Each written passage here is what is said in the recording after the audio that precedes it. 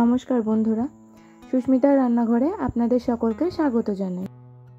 আজকে আমি তোমাদের সাথে শেয়ার করব ঘরে থাকা সবজি, কয়েকটি কাঁঠালের বীজ আর কয়েকটি কলাই ডালের বড়ি দিয়ে পুঁই শাকের একটি নিরামিষ ঘ্যাট। সবজি হিসেবে আমি নিয়েছি আলু, গাজর, মিষ্টি কুমড়ো আর বেগুন।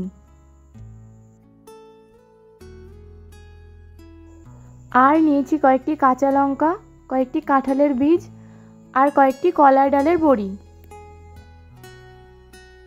আপনারা চাইলে এই তরকারিতে আরও সবজি ব্যবহার করতে পারেন, যেমন পটল, ঝিঙে, শিম। রান্নাটা আমি করব সর্ষের তেলে, আপনারা চাইলে সাদা তেলেও করতে পারেন। প্রথমে তেল গরম হলে কলাই ডালের বড়িগুলো ভালো করে ভেজে আলাদা করে তুলে নিচ্ছি। গরম তেলে ফোড়ন হিসেবে শুকনো লঙ্কা, তেজপাতা আর কয়েকটি পাঁচফোড়ন ব্যবহার করছি।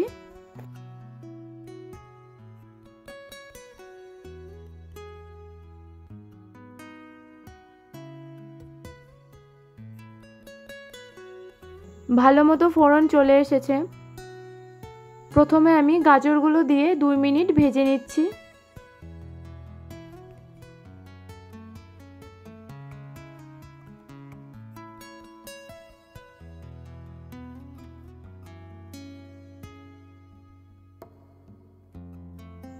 গাজরগুলো 2 মিনিট ভেজে নিয়ে বাদবাকি সবজিগুলো একে একে দিয়ে দিচ্ছি।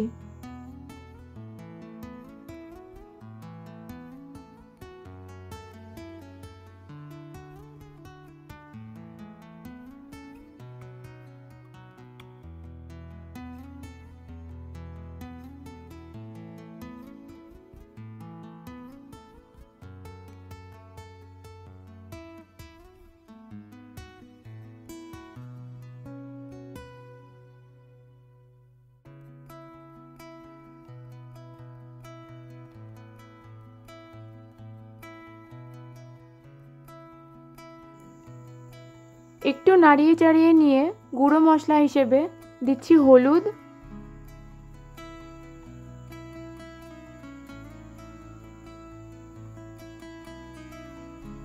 অল্প লঙ্কার গুঁড়ো,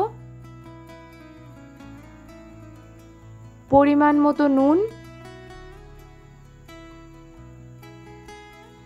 সবকিছু দিয়ে ভালো করে বেশ কিছুক্ষণ ধরে নাড়িয়ে চাড়িয়ে নিতে হবে।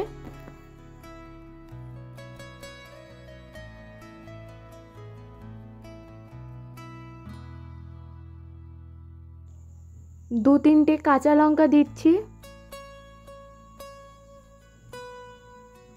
আর কেটে রাখা কাঁঠালের বীজগুলো দিয়ে দিলাম।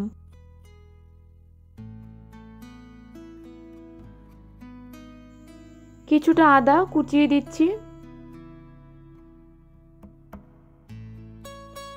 এখন সবকিছু দিয়ে ভালো করে নাড়িয়ে চাড়িয়ে নিচ্ছি। সবজিগুলো মোটামুটি মজে এসেছে। এখন কেটে ধুয়ে রাখা পালং শাকগুলো দিয়ে দেব।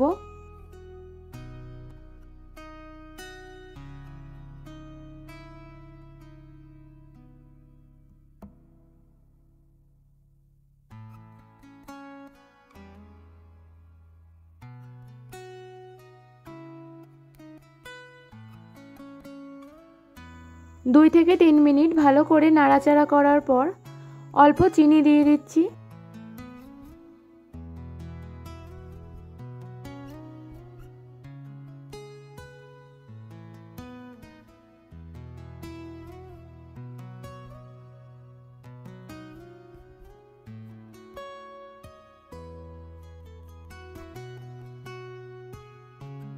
চিনি দেওয়ার পরে আঁচ বাড়িয়ে দিয়ে 2-3 মিনিট ধরে ভালো করে নাড়িয়ে চাড়িয়ে নিচ্ছি।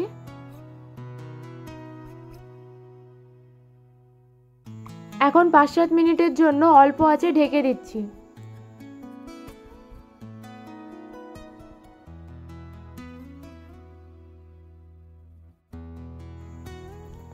ঢাকনা খুলে সামান্য পরিমাণে জল দিয়ে দেব।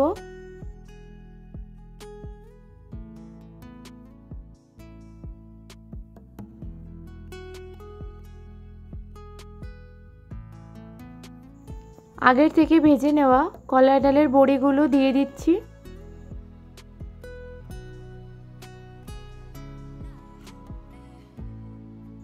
দুটো বড়ি আমি একটু টুকরো টুকরো করে দিচ্ছি। এতে কলাই ডালের বড়ির গন্ধটা বেশ ভালো মতো পাওয়া যাবে।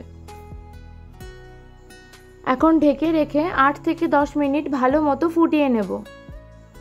দেখুন ভালো মতো ফুটিয়ে নেওয়ার পরে তরকারিটা কতটা সুন্দর মাখো মাখো হয়ে গেছে। ঘরে কয়েকটি সবজি আর কলাই ডালের বড়ি থাকলে নিরামিষ দিনে গরম ভাতের সাথে এই তরকারিটি পরিবেশন করতে পারেন। বাড়িতে আপনারা অবশ্যই রেসিপিটি ট্রাই করবেন আর আমাকে জানাবেন কেমন লাগলো। ভিডিওটি লাইক করে দেবেন, শেয়ার করে দেবেন আর এরকম রান্নার ভিডিও পাওয়ার জন্য আমার চ্যানেলটিকে সাবস্ক্রাইব করে রাখবেন।